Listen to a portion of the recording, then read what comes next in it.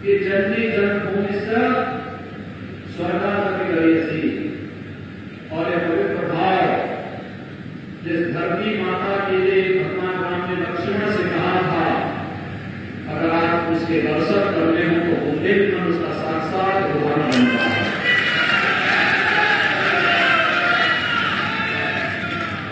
ये देश 1947 में आजाद हुआ, लेकिन बुंदेलखंड के पक्ष में प्राप्त क्या हुआ था? पलायन, सूखा, बेजल संकट, अन्नप्रभा, बेरोजगारी, यहां के धर्मस्थलों पर कब्जा, यहां की वन्य संपदा और प्राकृतिक संपदा और माफियाओं का कब्जा, यही तो होता रहा। हमारी है प्रधानमंत्री मोदी जी के जिनके विजन के कारण, जिनके मार्गदर्शन में आज उत्तर प्रदेश सरकार बुंदेलखंड को एक बार भगवान श्री राम के भाव के अनुरूप स्वर्ग बनाने के लिए पूरी ताकत के साथ आप सबके सहयोग से और अपने जनप्रतिनिधियों के सहयोग से आगे बढ़ाने का कार्य कर रही है।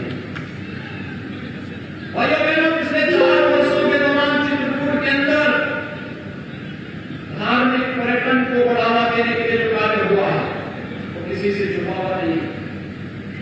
आज आप देख सकते हैं बुंदेलखंड में सर्वत्र कुछ न कुछ परिवर्तन पहले की तुलना में देखने को मिला, और अब तो चित्रकूट को देश की राजधानी दिल्ली के साथ जोड़ने के लिए बुंदेलखंड एक्सप्रेस वे भी हम लोग दे रहे हैं। 50% काम हो गया है। 50% कार्य पूरा होने के साथ ही इस वर्ष तक इस कार्य को पूरा करेंगे, और बुंदेलखंड का कार्य पूरा होते ही, बुंदेलखंड एक्सप्रेस वे का कार्य पूरा होते ही, भाइयों बहनों, चित्रकूट से दिल्ली की दूरी मात्र 5.5 से 6 घंटे के अंदर पूरा करने में क्या निवेश आएगा, यहाँ के नौजवानों को रोजगार मिलेगा। हर जिले में हम औद्योगिक क्लस्टर बनाने जा रहे हैं, और बुंदेलखंड में तो डिफेंस कॉरिडोर भी प्रधानमंत्री मोदी जी के कारण आ गया है। डिफेंस कॉरिडोर, जितने भी रक्षा उपकरण होंगे इसी बुंदेलखंड की धरती पर, यहाँ का नौजवान ही अपनी जवानी को देश की सीमा पर नहीं लगाएगा, बल्कि बुंदेलखंड में बनने वाली तोप और फाइटर विमान की देश की सीमा की सुरक्षा करने के लिए दुश्मन की छाती पर रोक करने का काम करेगा।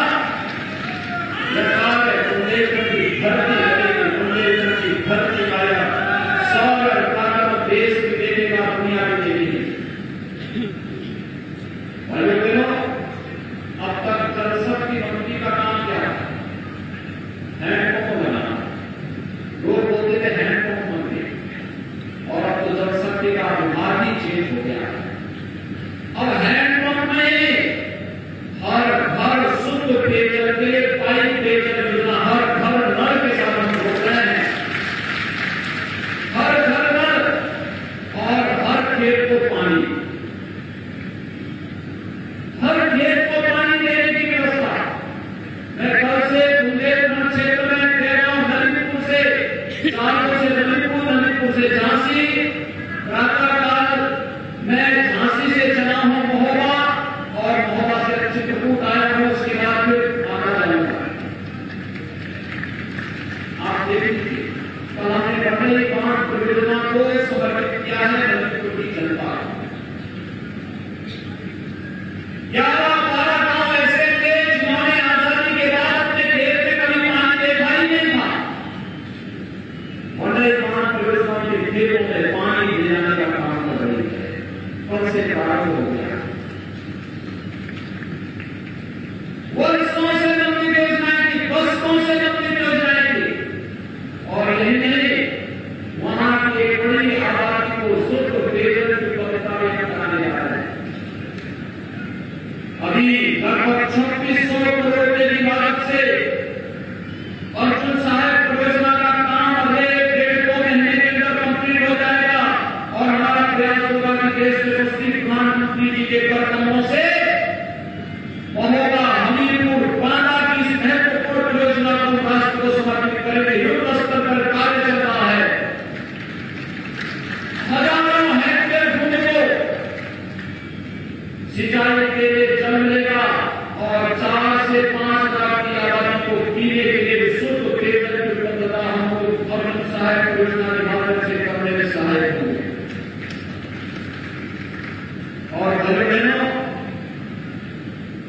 अभी हम लोग इस मशीन 5 परियोजना और चिन्हित जो पंप नहर परियोजना है, इनके लोकार्पण के कार्यक्रम के साथ यहां पर जुड़ रहे हैं। और मान करिए दोनों परियोजनाओं से 5000 हेक्टेयर से अधिक भूमि को जल की उपलब्धता हो। 5000 हेक्टेयर से अधिक बुंदेलखंड की धरती में ये दोनों परियोजनाएं सोना बनने का काम करेंगी। ग्राम की धरती में अपार संभावनाएं हैं और यहां का किसान भाई 2-3 फसल ले पाएगा। ड्रिप इरिगेशन के साथ जुड़िए, ये 5000 हेक्टेयर 15000 हेक्टेयर में पहुंच जाएगा और ये 15000 हेक्टेयर में आदमी खेती के तरकीबों के साथ जुड़ करके कई गुना आमदनी किसानों के जीवन में लाने का काम होगा। जो लोग कहते हैं कि किसानों के लिए क्या किया है, उनको जवाब देना आप सबसे मैं अनुरोध करूंगा कि आप सभी लोगों को जवाब देना कि मोदी और योगी की सरकार का कार्य है कि जो काम दशकों से नहीं हो रहा है, 70 के दशक की परियोजनाएं कीजिए। 1970 के आसपास इसके बारे में सोचा गया था। उस समय जो व्यक्ति पैदा हुआ होगा 50 साल का होगा, आधी जिंदगी उसकी कटी तो हो रही, आधा जीवन उसका बीत चुका है और तब तक परियोजना पूरी नहीं हो पाई। नेताओं के घर बने, नेताओं की संपत्ति बनी, उनके बच्चे विदेशों में पढ़ने के लिए गए, लेकिन बुंदेलखंड की गरीबी नहीं गई, बुंदेलखंड के व्यक्ति की आय नहीं बढ़ी। कारण था बुंदेलखंड के लिए जो पैसा था वो चंद लोगों की जेब में जाता था और ये चंद लुटेरे बुंदेलखंड को गुलाल बना करके अपना मालामाल होते थे। आज बुंदेलखंड का पैसा बुंदेलखंड का लगेगा, यहां का कोई शोषण नहीं कर पाएगा, न कोई डकैती के नाम पर किसी पालक की हत्या हत्या कर पाएगा। डकैतों को जहां जाना था वहां भेज चुके हैं और अगर फिर कोई इसे उठाने का कार्य करेगा, न जो उस लोगों के ऊपर हथियार चलाने का काम करेगा, तो उसकी वही प्रगति होनी है जो अब तक डकैतों से और माफियाओं से निपटने के लिए सरकार की रणनीति इसके लिए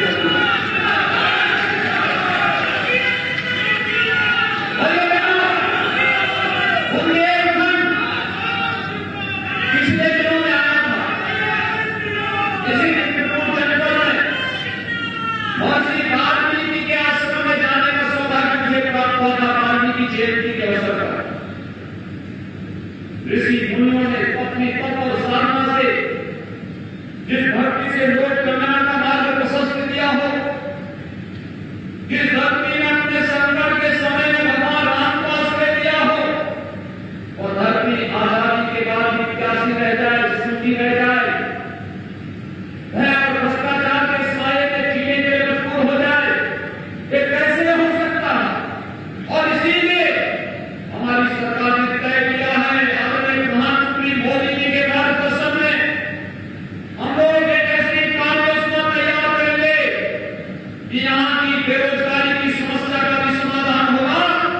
हर घर को नल की योजना के साथ जोड़ेंगे, हर खेत को पानी की योजना के साथ जोड़ेंगे, और जनपद में औद्योगिक क्लस्टर बना करके बड़े बड़े उद्योग धंधे में लगाने का कार्य करेंगे और साथ साथ बुंदेलखंड एक्सप्रेस वे के माध्यम से बेहतर कनेक्टिविटी का काम भी करेंगे। हमारे सांसद हमारे विधायक बने आते थे, बता विधायक लोग कहते थे कि चित्रकूट वही सेना से जुड़ पाएगा। और भाइयों बहनों, मुझे आप सबको बताते हुए प्रसन्नता की अनुभूति हो रही है। चित्रकूट का एयरपोर्ट तैयार हो रहा है। याद करिए भगवान राम को लंका से जब चले थे तो पुष्कर विमान से आकर के युद्ध आए थे। हजारों वर्ष पहले घटना भगवान राम ने साकार की थी और देश 1947 में आजाद हो गया। चित्रकूट में हवाई सेवा आज तक प्रारंभ नहीं हो पाई। नंदी जी हमारे हवाई जहाज के मंत्री,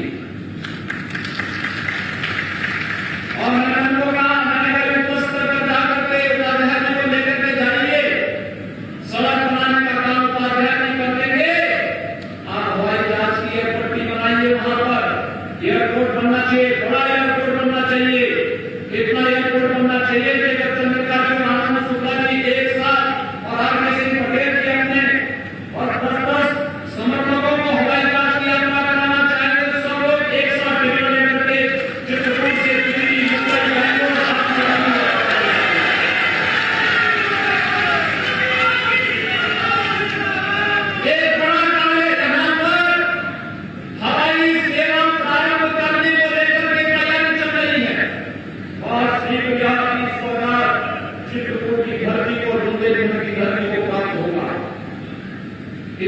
सब कुछ मिलना,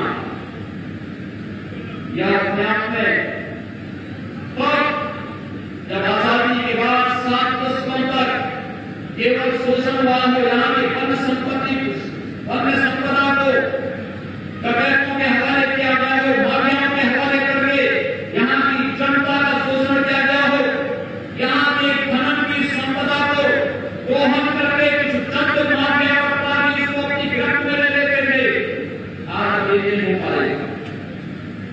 अब यहाँ का पैसा यही करेगा, यही के विकास में लगेगा, यहाँ के नौजवानों के लिए रोजगार सृजन का कार्य होगा और इसी दिशा में सरकार कार्य कर रही है। और आज वसीम बांध परियोजना, चिन्नी पर पॉपनहर परियोजना, इसका एक उदाहरण आप सबके सामने है।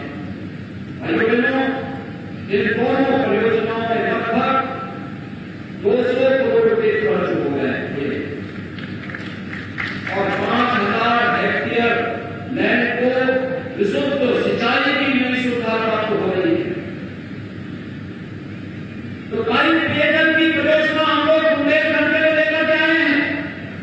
मैं आज जिला प्रशासन से कहूंगा, यहाँ के नौजवान जो पढ़े लिखे हैं, जिन्होंने इंजीनियरिंग की डिग्री ली है, पॉलिटेक्निक की डिग्री ली है, उनको उस परियोजना के साथ किसी को इंजीनियर के रूप में, किसी को सुपरवाइजर के रूप में, जिन्होंने ITI किया है उसको प्लम्बरिंग की ट्रेनिंग देकर के इस परियोजना के साथ हमसे जुड़ना चाहिए।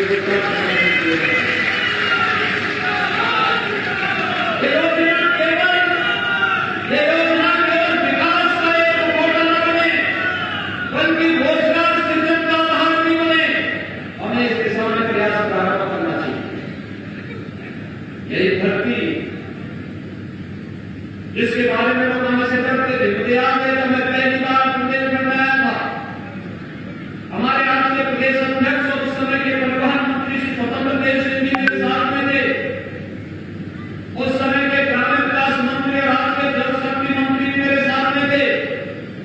और उस समय इन लोगों ने मुझे इस बारे में कहा कि बुंदेलखंड का विकास करना है, यहाँ पे एक्सप्रेस वे देना चाहिए। और भाइयों बहनों, बुंदेलखंड एक्सप्रेस वे आज 50% काम भी हो गया है। विकास का आधार नहीं का बुंदेलखंड। उस समय जब मैं चित्रकूट गया, मैंने कुछ लोगों से कहा, मैंने कहा यहाँ पे कुछ निवेश होने चाहिए, अच्छे होटल भी बनने चाहिए, अच्छी धर्मशाला भी बननी चाहिए, कुछ अच्छी संस्थाएं भी आनी चाहिए।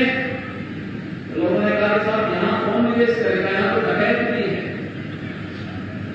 तासुब कर रहा वर्तमान नाम ने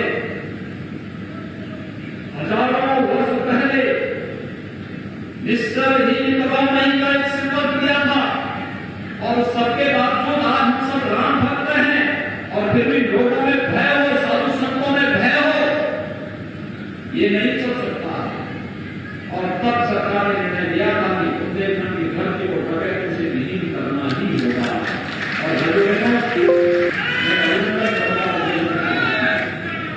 आज बुंदेलखंड में व्यापक निवेश की संभावनाएं बन रही है, विकास द्रुत गति से आगे बढ़ रहा है। हम लोग बुंदेलखंड के विकास के कार्यक्रम को आगे बढ़ा रहे हैं। आज चलो किसानों के नाम पर जनता को गुमराह करने का काम कर रहे हैं, किसानों को गुमराह करने का कार्य कर रहे हैं। उनको जो बताने की आवश्यकता है, जो लोग बड़े बड़े लक्ष्यदार भाषण कर रहे हैं, उनको बताइए कि जब इनको सत्ता का स्वाद मिला था, जब इन्होंने सत्ता का अवसर मिला था, तब इन्होंने बुंदेलखंड के किसानों के लिए क्या किया। 1970 के दशक में बनी परियोजनाओं को इन्होंने कभी पूरा नहीं होने दिया था। चाहे वह पहाड़ गंगा में बनी हुई परियोजना हो, चिन्नी बंद की परियोजना हो, रसीम बांध की परियोजना हो, अर्जुन सहायक की परियोजना हो, मंडई बांध परियोजना हो, इन्होंने कभी भी इसको पूरा नहीं होने दिया। पैसा ही नहीं देते थे, अपने ठेकेदार लगाते थे, अपने परिवार के लोगों को ठेका दिलवाते थे और फिर पैसा अंतरकांड में खर्च होता था, परियोजना कभी पूरी नहीं हो पाती थी। आज तो मोदी जी के कृपा से प्रधानमंत्री कृषि सिंचाई योजना के माध्यम से हर खेत को पानी पहुंचाने और ड्रिप इरिगेशन के साथ जोड़ करके आखिरी सिंचाई की सुविधा से जोड़ने का जब कार्य होगा,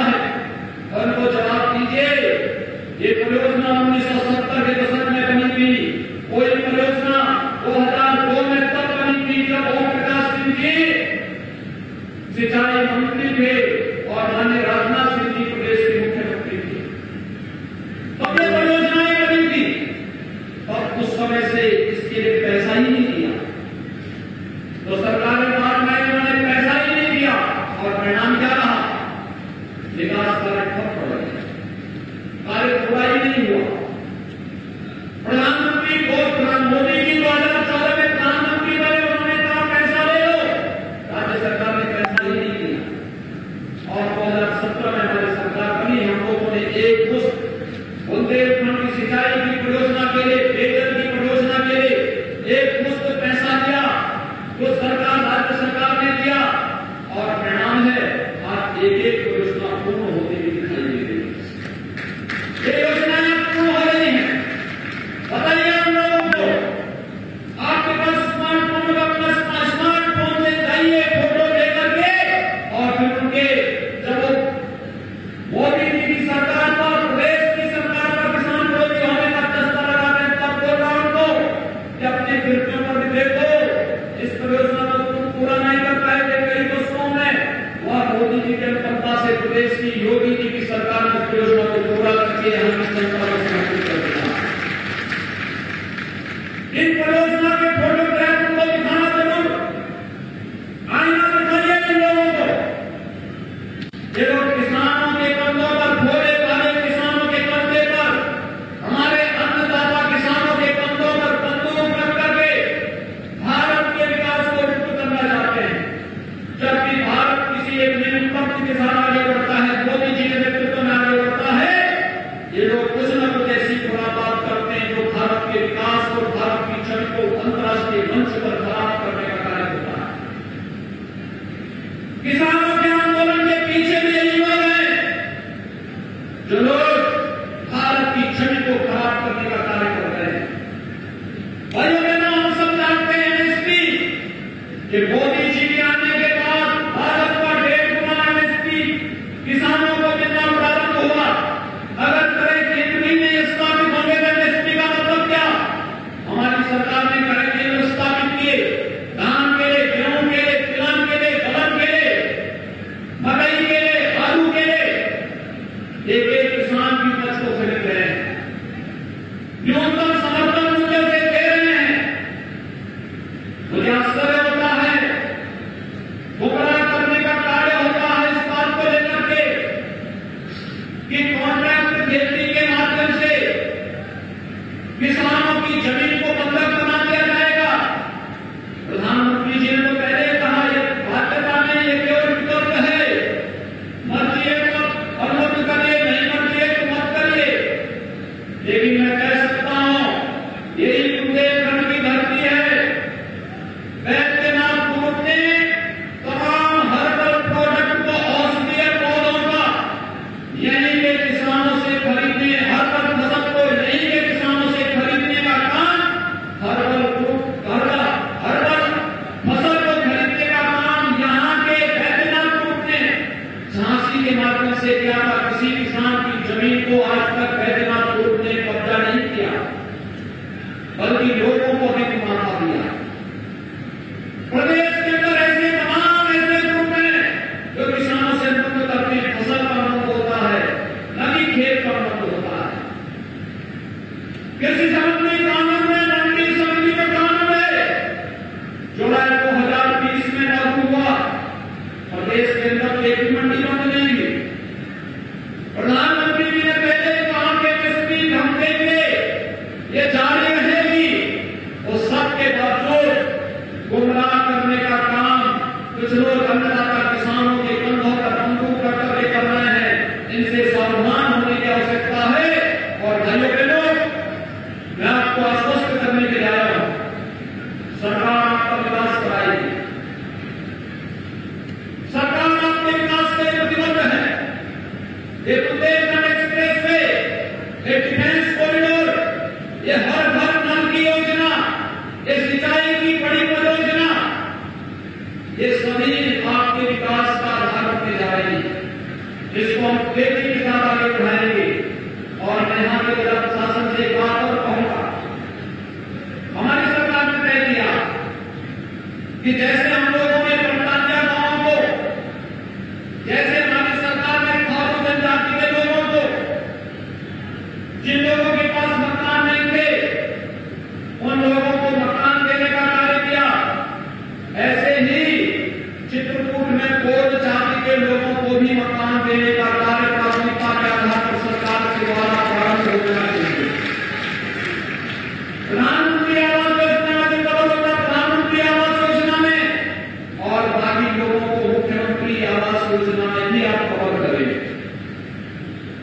जो भी प्रवासी और निवासी मजदूर हो, उन लोगों को 2 लाख रुपए का जीवन सुरक्षा का बीमा और 5 लाख रुपए का स्वास्थ्य बीमा का कवर अवश्य मिल जाना चाहिए। ये व्यवस्था सुनिश्चित करने की तैयारी होनी चाहिए। और यही नहीं, यह भी सुनिश्चित होना चाहिए कि पात्रता की श्रेणी में आने वाले हर वृद्धजन को वृद्धावस्था पेंशन, पात्रता की श्रेणी में आने वाले हर विधवा महिला को विधवा पेंशन, हर दिव्यांग जन को दिव्यांग पेंशन की सुविधा का लाभ भी हर हाल में प्राप्त हो, यह हम सुनिश्चित करें। किसान आयुष्मान भारत कार्ड हर किसान का जरूर है। आमतौर पर शिकार में कोई किसान है, उसके परिवार का कोई कमाऊ सदस्य होता है, मुख्यमंत्री कृषक दुर्घटना बीमा योजना के अंतर्गत 5,000 का कवर दें। और अगर बटाई कार है तो बटाई कार को भी 5 लाख रुपए का कवर दें। हमारी सरकार ने तय किया है अन्ना प्रथा की समस्या का समाधान करने के लिए हर न्याय पंचायत स्तर पर एक बड़ी गौशाला बनाएंगे। और भाइयों बहनों, आपको ये भी आश्वस्त करने के लिए आए हैं, अगर कोई किसान अपने घर में रह करके 4 गौवंश को निराश्रित व आश्रय से ले जाकर के पालेगा, हर गौवंश का उस किसान परिवार को हर महीने हम लोग 900 रुपया भी अतिरिक्त देंगे, जिससे अगर 4 गौवंश ले जाना है तो 3600 रुपये महीने उस परिवार को मिल जाएंगे। हर महीने एक नई आमदनी किसान की होगी। एक बड़ा कार्यक्रम सरकार ने तय किया है, अगर किसी गांव में कोटे की दुकान का विवाद है तो महिला स्वयंसेवी समूह को हम कोटे की दुकान का ठेका दे देंगे, क्या तो महिला स्वयंसेवी समूह चलाएगी। हमारी सरकार ने तय किया है बाल विकास और पुष्टाहार योजना में महिला स्वयंसेवी समूह ही उस पुष्टाहार योजना को गांव-गांव, घर-घर तक पहुंचाने का कार्य नहीं करेंगी। और भाइयों बहनों, यही नहीं, बरेली मित्र प्रोड्यूसर की तर्ज पर जहां कहीं इस प्रकार के उत्पादक संगठन खड़े होंगे, वहां पर हम लोग उन लोगों को अतिरिक्त धनराशि दे करके महिला सुरक्षा, महिला सम्मान और स्वावलंबन का कार्य को पूरा करेंगे। ये कार्य प्रदेश सरकार ने आगे बढ़ाने का किया है।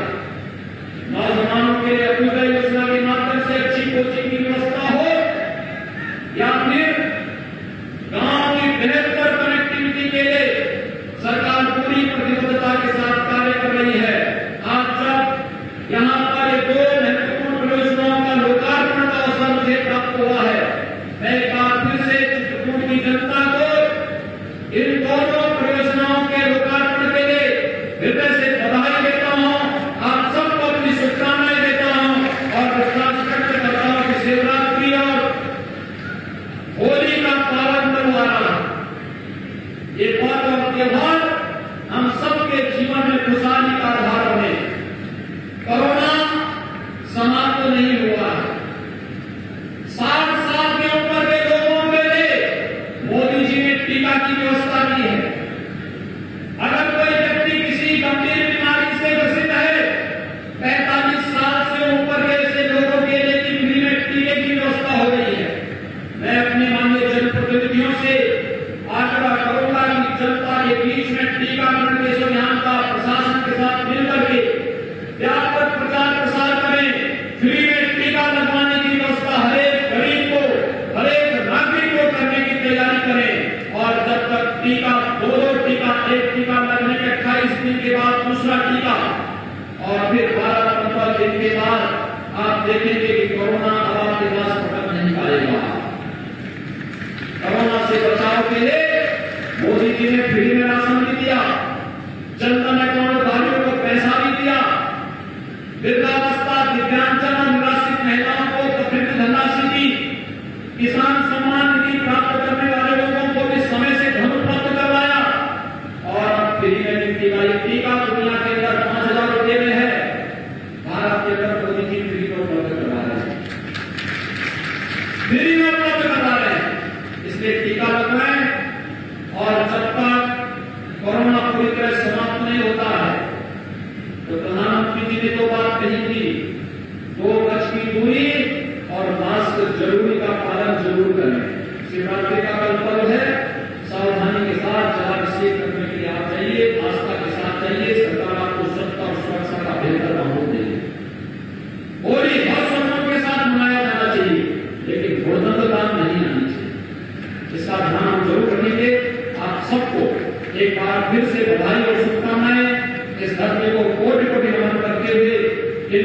महत्वपूर्ण परियोजनाओं के लोकार्पण के लिए विभाग को धन्यवाद और आप सबके प्रति शुभकामनाएं।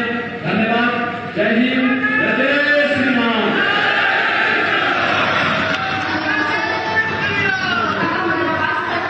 माननीय राज्य मंत्री श्री चंद्रिका प्रसाद पाठक जी से कि वे माननीय मुख्यमंत्री जी को स्मृति चिन्ह दें और उनका धन्यवाद ज्ञापन करें। आप सभी से अनुरोध है आपके शहर आपके बैढ़न में निरंतर 60 वर्षों से आपकी सेवा में नयन सुख ऑप्टिकल। हमारे यहाँ सारे ब्रांडेड चश्मे का एकमात्र शोरूम है, साथ ही आंखों का चेकअप फ्री में कराएं। पाए ब्रांडेड चश्मे उचित दामों में, एकमात्र प्रतिष्ठान जहाँ पाए चश्मे की भरपूर वैरायटी। यहाँ आपको मिलने वाले हैं ब्रांडेड चश्मे, नजर के चश्मे और बेहतरीन फ्रेम की कलेक्शन। अगर आप भी धूप का चश्मा या नजर का चश्मा बनवाना चाहते हैं तो नयन सुख ऑप्टिकल पर जरूर विजिट करें। हमारा पता है कॉलेज रोड, बेलौजी, बैढ़न, मध्य प्रदेश। और दूसरा है नयन सुख ऑप्टिकल शोरूम, शिवाजी कॉम्प्लेक्स, बिंदनगर, दुकान नंबर 58। हमारा कॉन्टैक्ट नंबर है 07805355408 8878693093। सिंगरौली जिले में आ गया ग्रोसरी फॉर यू। फिर देर किस बात की, जल्दी विजिट करें और पाए सारे ग्रोसरी आइटम में डिस्काउंट और साथ ही ऑनलाइन बिल। 500 से ज्यादा आउटलेट्स पूरे भारत में। दुकान में भटकने से छुटकारा, अब एक ही स्टोर में सब कुछ। दुकानों में भटकना क्यों, ग्रोसरी फॉर यू लाया है ऑनलाइन डिलीवरी घर बैठे ही। बचत भी। हमारा पता है गनियारी रोड, बैढ़न, चंदेर पैलेस के पास, सिंगरौली, मध्य प्रदेश। हमारा कॉन्टैक्ट नंबर है 9685965487 7001377088। क्या आप भी बाहर की दवाइयों को लेकर